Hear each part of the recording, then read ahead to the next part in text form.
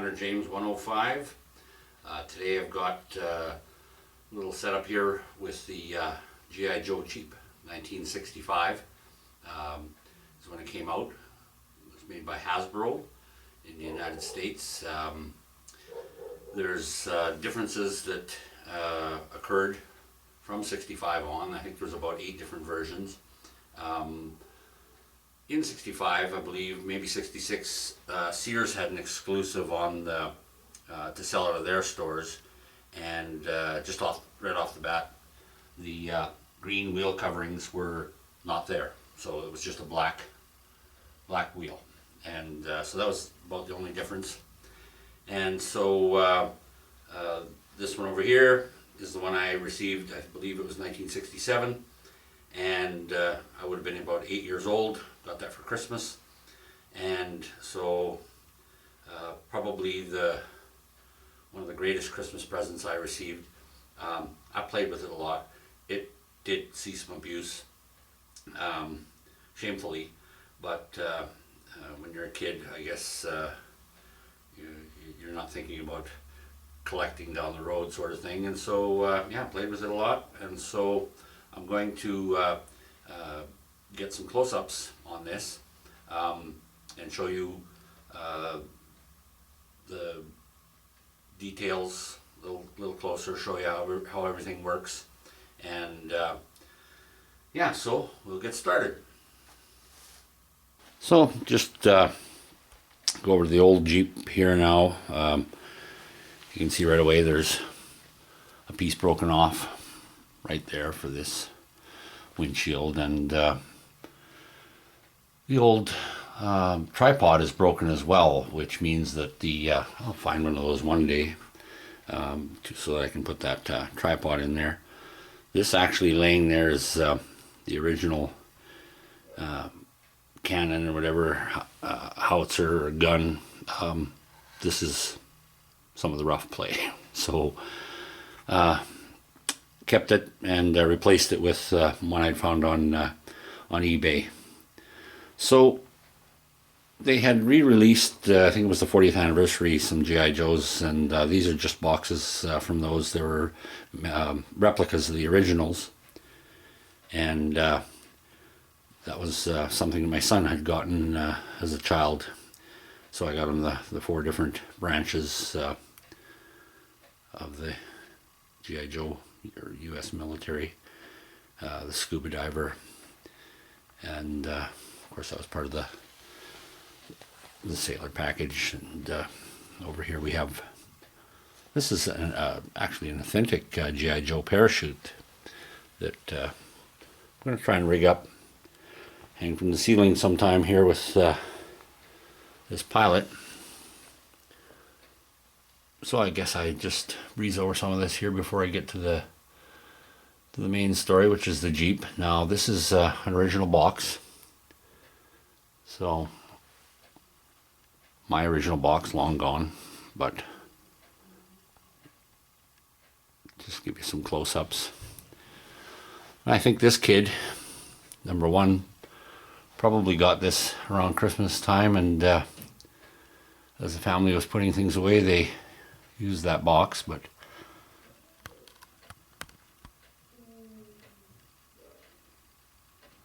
now one of the things I'll mention is the 106mm tripod mounted recoilless rifle with poly projectiles.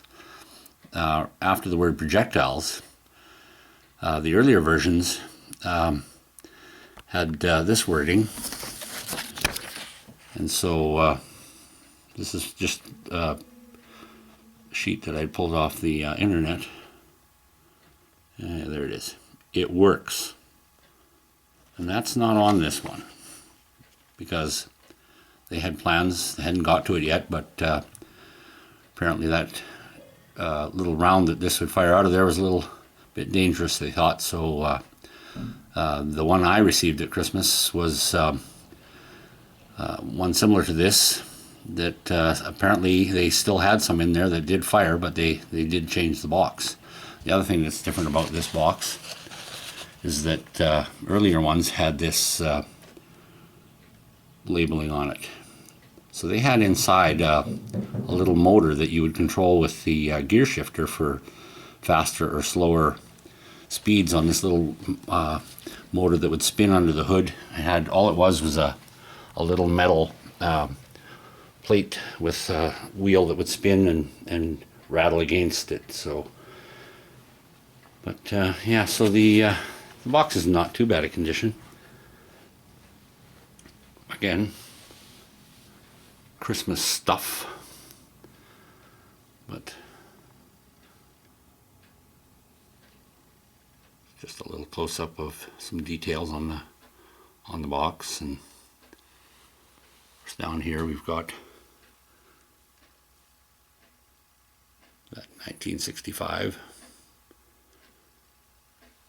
and just as far as the back side is concerned,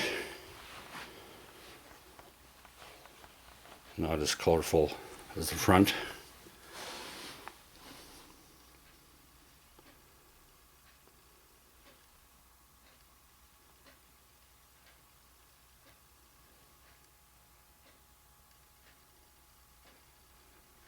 But yeah, just more or less for those that are collectors or interested in this sort of thing, some of the information on details that they might be looking for.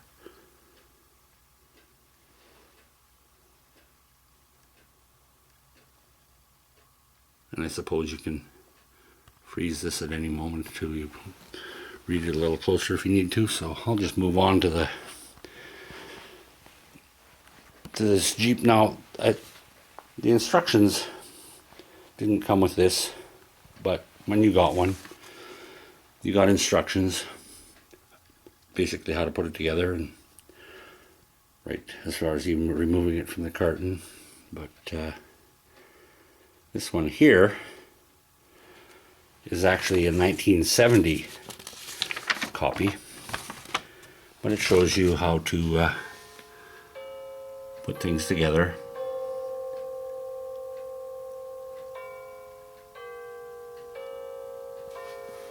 I'll try and lay that a little flatter.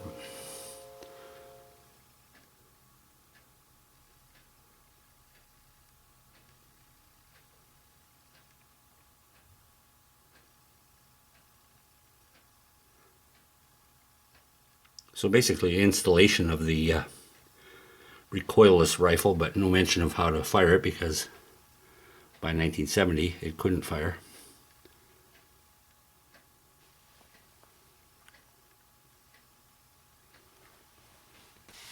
Now it has a searchlight as well, so a little instruction on if you need to change the bulb, how you can set that in there, hook everything up.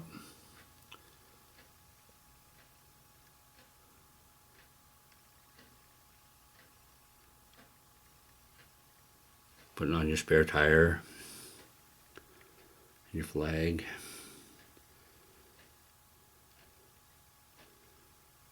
Even how to operate the tailgate. And yeah, just the back side is giving a little information on filling the Jeep with your soldiers. So I guess it was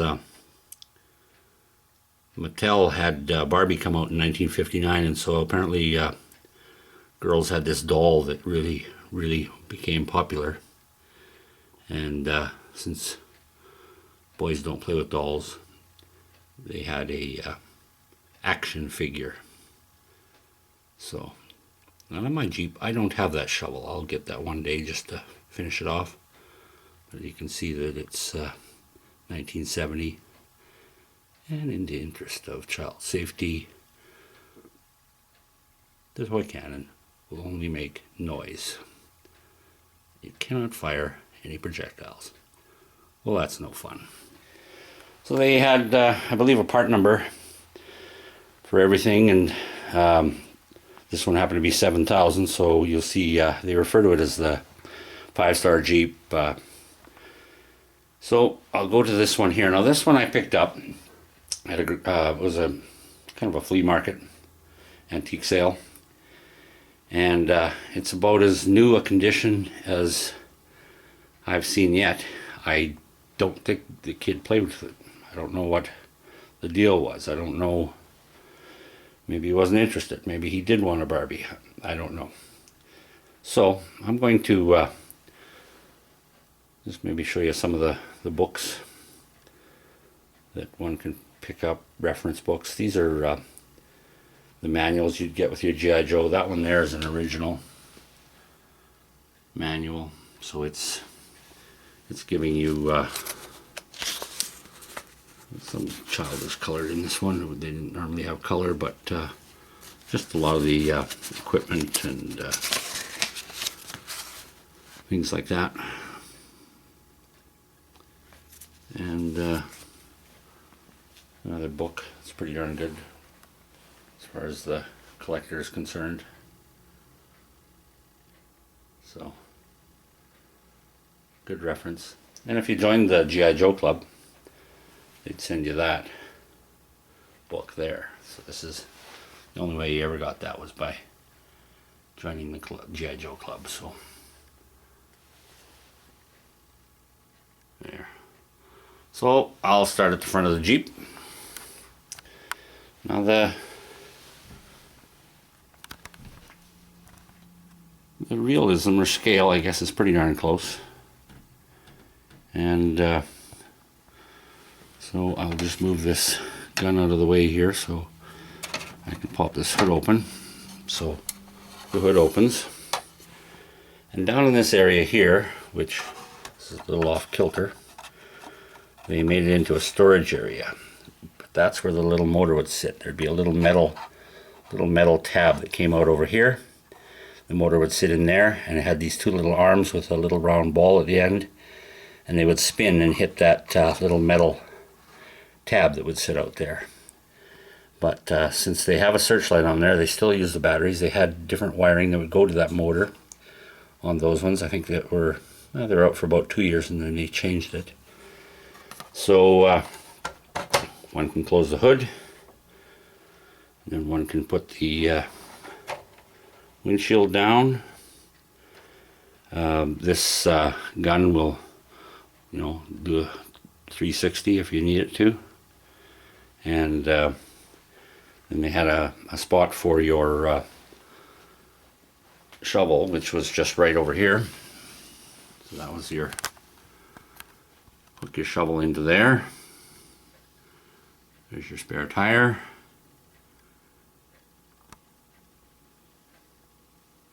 And just stickers for the reflectors. There's the projectiles there, but give you a close-up of some of this stuff.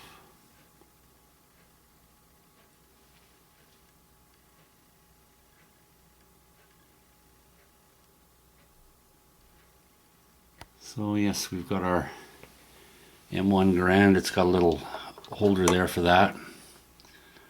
So you have your little M1, and it actually did have a bayonet that would clip onto there. And then you had your little field radio. So field radio, if I can pop that open, and then you'd oops, come on out of there. Anyways, there's an antenna. Just get that. I'm going to struggle too much, but I want to be able to. There we go. So your field radio has the antenna and the little handset with that.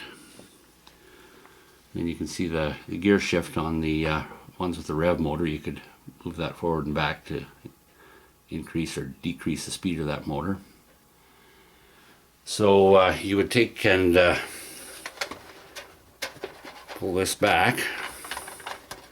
Upset everything because it's a fair hefty spring on there. So we'll see if we can do it one-handed. I might have to. And there we go. Okay, so having got that done, you'd take one of these here, and I believe it'll fire a good 15 feet. And I believe you were warned about shooting at anyone, but sometimes accidents happen. So yeah, you just release that, and kaboom, there it goes. So fires those no problem at all. So they got quite intricate on the safety chains. You had the trailer off. You could lower this leg here, so it'd stand at that height. You had what would be the trailer cable or wiring in this piece here. It's just a hose to simulate that, and of course you have your little hook here to hook up the trailer. And they also had where you could release these little latches here,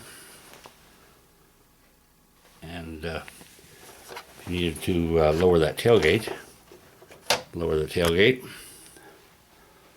And so a bit of more of a close-up on the trailer. You can fit quite a bit of your equipment in there, your backpacks and your your machine guns, etc. And they had, there's a back view, but very similar to the real thing. They had extra holes in there. You could turn that tripod to face one way or the other. You could put your gun back there and your searchlight up front. You could change that around if you wanted to. So this here, try to get out of the shadows here. Whoops, that didn't work.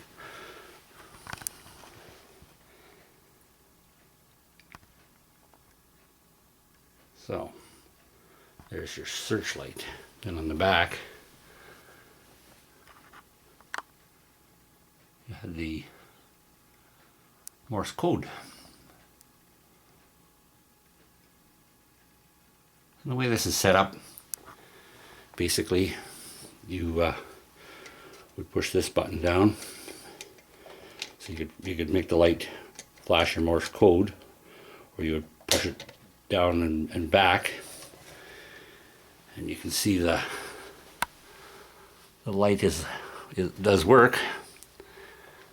So I think with the connections, etc., it might be need a little sanding. It looks a little dim, but it does work.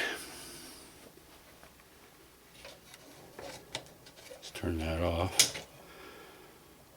So yeah, you've got your handle to move that searchlight, and of course you can turn it whichever way you want.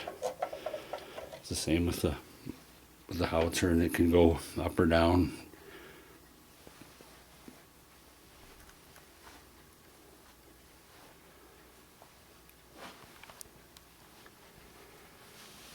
And little map case there. There is a little map in that case. The steering wheel.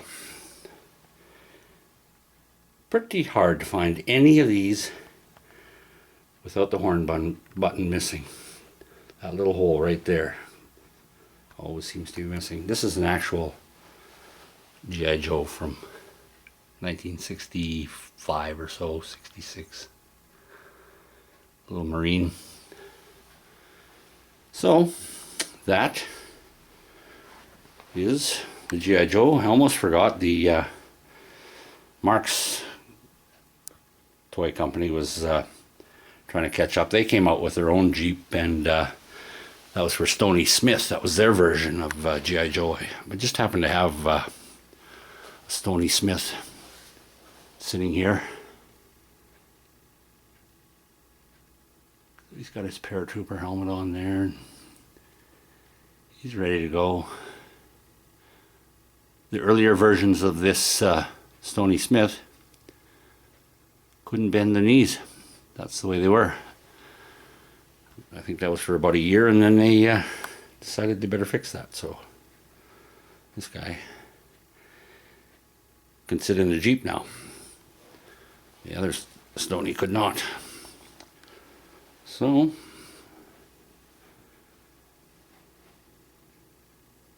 hope this was informative. And as far as I know, there just isn't a heck of a lot for those that want to take a look at this sort of thing. There just isn't a lot. I've searched trying to find information, and so I hope this helps out. Thanks for watching.